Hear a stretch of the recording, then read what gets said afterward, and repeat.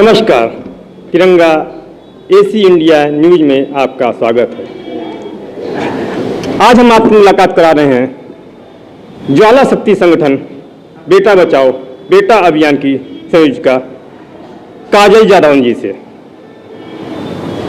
और ये जानने की कोशिश करते हैं कि बेटी बचाओ के लिए तो बहुत कुछ है, आपके मन में बेटा बचाओ को लेके जो विचार आया है, क्यों आया है? काजल जी, आपका इस चैनल में स्वागत है। स्वागत के लिए धन्यवाद। और मैं काजल कहना चाहूँगी कि सब अभी हाल ही में 19 नवंबर को पहले तो अंतर्राष्ट्रीय पुरुष दिवस निकला है, तो सभी लोगों को अंतर्राष्ट्रीय पुरुष दिवस की हार्दिक शुभकामनाएं। जी, आपके मन में ये विचार बेटा बचाओ अभियान कैसे आया?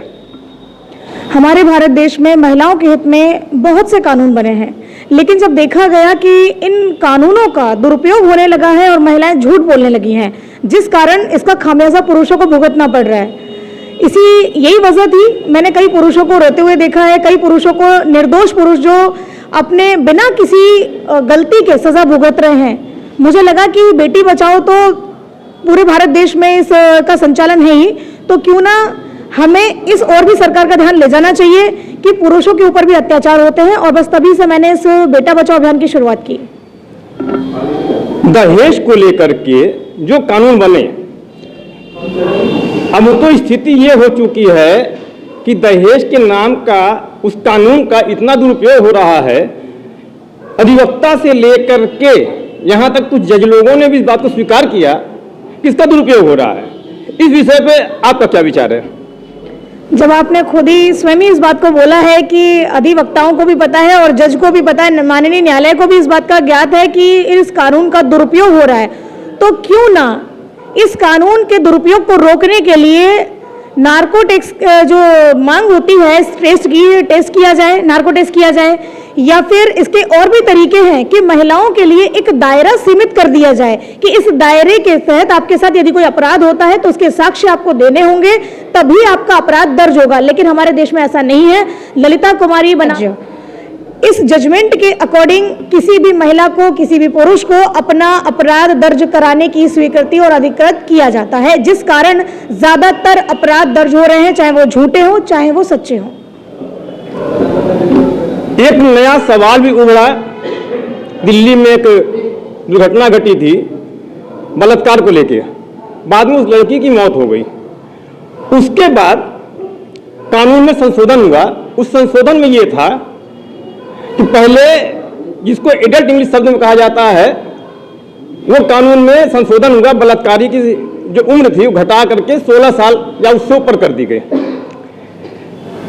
लेकिन फिर भी बलात्कार नहीं रुक रहा है, घटनाएं दुर्घटनाएं हो रही हैं। आपको क्या लगता है इसकी मूल वजह क्या है? देखिए, इसकी मूल वजह है कि हमारे न्यायालय द्वारा जो लिव इन रिलेशन की जो स्वीकृति दी गई है हमारे देश में, ये प्रचलन विदेशों का यहाँ पर जारी किया गया, जो कि सरासर गलत है।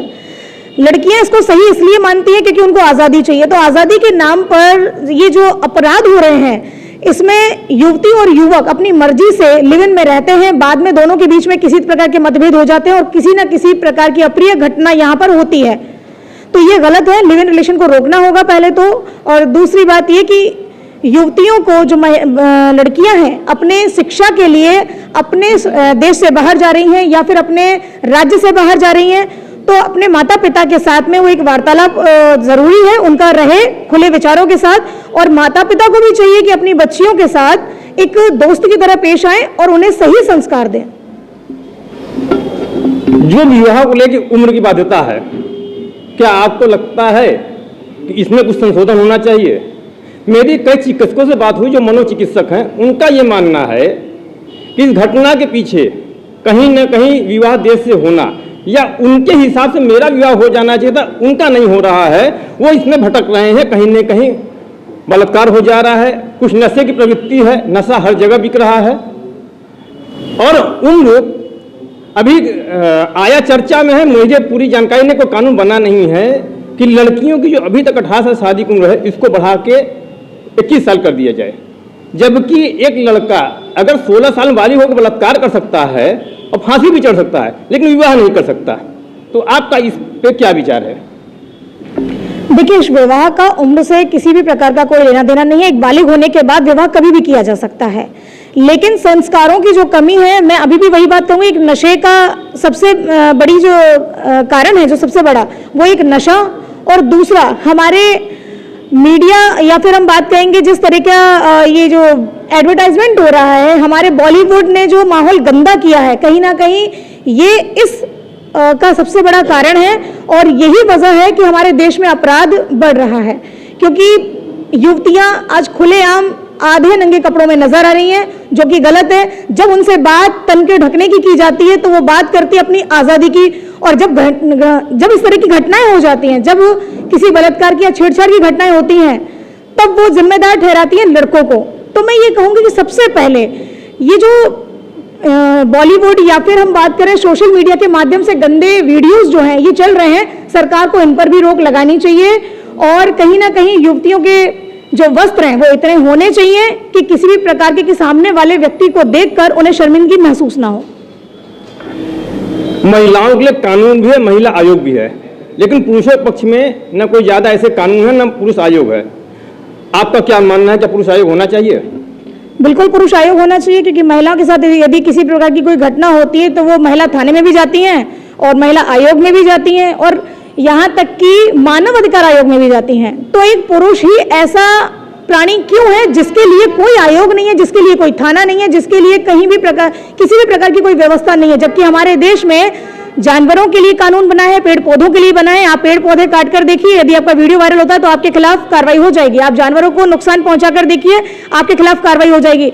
लेकिन पुरुष ही एक ऐसा प्राणी है, चाहे आप उसे कोई भी नुकसान पहुंचा दीजिए, उसके आपके ऊपर किसी प्रकार की कोई कार्रवाई नहीं होगी। क्योंकि यदि कार्रवाई होती है तो आज शबनम जेल के फांसी की सजा जिसको हो चुकी थी, वो फांसी पर क्यों नहीं है? वो महिला जिसने अपने पति को 6 महीने पहले मारकर गड्ढे में गाड़ दिया था, उसके खिलाफ क्या सजा हुई? जब एक मौत की सजा फांसी हो सकती है निर्भया के लिए, तो बाकी निर्भया जैसे कई ऐसे अपराध हुए हैं जो पुरुषों के साथ हुए हैं, तो उसमें एक महिला के साथ ऐसा क्यों नहीं हो सकता? ऐसा अपराध या उसकी अपराध की सजा ये क्यों नहीं हो सकती? तो सरकार को ये समझना होगा कि लिंग के आधार पर जो आप भेदभाव कर रहे हो, सजा का जो प्रावधान कर रहे हो, ये भी गलत है। एक महिला को जो पुरुष को सजा होती है, वह एक महिला को भी होनी चाहिए। धन्यवाद आपको इस चैनल को साक्षात्कार देने के लिए। बहुत समय से लोग महिलाओं की समस्याओं की, महिलाओं के लिए कानून की बात कर रहे थे, और सच ये है कि पुरुष के लिए पुरुष नहीं खड़ा हो रहा है। बड़ा अच्छा लगता है, क्योंकि एक पुरुष को जन्म देने में एक माँ होती है, और माँ एक औरत होती है। आज एक औरत अपने बच्चों के लिए, अपने भाइयों के लिए खड़ी है, इसके लिए काजल जी आपका धन्यवाद। नमस्कार। धन्यवाद।